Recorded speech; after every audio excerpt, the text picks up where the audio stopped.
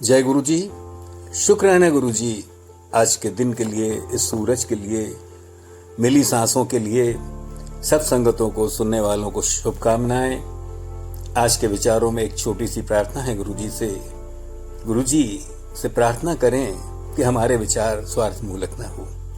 चलो आज हम गुरु जी से प्रार्थना करें कि हमारे विचार स्वार्थ मूलक न हो।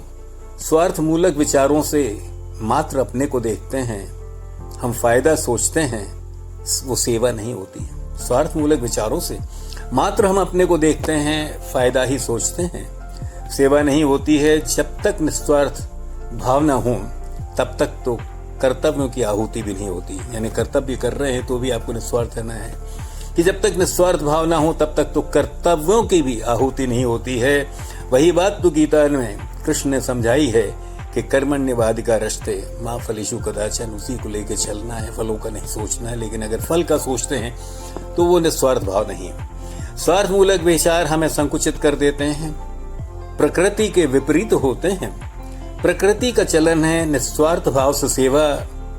जैसे पेड़ों की छाया होती है, नदी कहाँ अपनी प्यास बुझाती है, नदी कहाँ अपनी प्यास बुझाती है, वो तो सेवा करते यात्रा करती ही रहती है। जब तक उसे चिर विश्राम न मिले समुद्र बनकर, वही आत्मा की गति होती है। दोबारा सुन लीजिए, जब तक उसे नदी को चिर विश्राम न मिले समुद्र बनकर, तक वो चलती रहती है, वही हमारी आत्मा की गति होती है। पारिवारिक कर्तव्यों में भी हम खरे नहीं उतरते यदि हमारी स्वार्थ भावना रहती है। पारिवारिक कर्तव्यों में भी हम खरे नहीं उतरते यदि हमारी स्वार्थ भावना रहती है कि बेटा बड़ा बनकर मेरा सहारा बनेगा, नाम ऊंचा करेगा, बिजनेस बढ़ाएगा। ये तो स्वार्थ ही है। जबकि हमें मात्र किरदार निभाने हैं, पटकथा के साथ अभिनय कर कर उतरना है। गृहस्थी सीढ़ी ही है, गृहस्थी हमारी सीढ़ी है जिसमें कर्म कर्तव्यों को निभाने हमें कर्म कर्जों से निकलना है। हमें अपने कर्म कर्जों से निकलना है जो हम जन्मांतर से लेके आए हैं। क्योंकि जो भी हमें इस परिवेश में, इस जीवन में, गृहस्थी में जहां भी मिले, कि जो भी हमें इस परिवेश में मिले हैं, हमारा किसी जन्म का लेन देन है। अब हम यदि लेने का ही सोचें और देने से कतराएं तो फिर बात नहीं बनती है।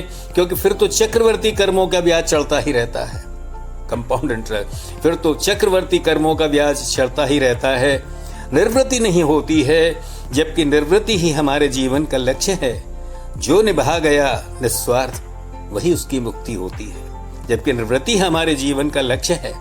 जो निभा गया सब निस्वार्थ, उसे ही मुक्ति मिलती है। अन्यथा ये कर्मों की चक्की चलती ही रहती है। मालूम नहीं अभी कितनी किस्तें बची हैं। सब कुछ होते हवाते जो अकुलाहट हर प्राणी में रहती है, वो यही कहती है कि ये समय चक्र निकल जाए, शांति समाधान हो जाए, तभी मुक्ति होती है। देखा होगा जो प्राणी जिस योनि में जहां भी है परेशान है, उसे शांति नहीं है। ये ईश्वरी कृपा है कि उसने मनुष्य योनि देकर हम पर अनुग्रह किया है। ये ईश्वरी ही कृपा है कि उसने हमें मनुष्य योनि देकर हम पर अनुग्रह किया है, कि हमें उसने सोचने और समझकर आगे बढ़ने की बुद्धि और शक्ति दी है। ईश्वर ने हमें सोचने और समझकर आगे बढ़ने की बुद्धि और शक्ति दी है। अब यदि हम मनुष्य होकर भी जानवरों के तल से नीचे रहें तो क्या होगा? अंडरलाइन कीजिए, व्यंग है। यदि हम मनुष्य होकर भी जानवरों के तल से नीचे रहें तो क्या होगा? क्योंकि पशु पक्षी भी कहाँ बटोरते हैं, जबकि आदमी स्वार्थवश बटोरता ही रहता है। तो ये गुरुजी से प्रार्थना करें कि गुरुजी हमारा विवेक जगा, हमें निस्वार्थ भावना से परिपूरक कर देना। गुरुजी हमारा विवेक जगा कर हमें निस्वार्थ भावना से परिपूरक कर देना। जीवन के यथार्थ को पहचाने मेरे मालिक, जीवन के यथार्थ को पहचाने गुरुजी। हमें स्वार्थ मूलक विचारों को हर लेना, हमारे स्वार्थ मूलक विचारों को हर लेना, हमें निस्वार्थ कर देना, अपनी सेवा का कर देना। शुक्राना, गलतियों के लिए क्षमा कर।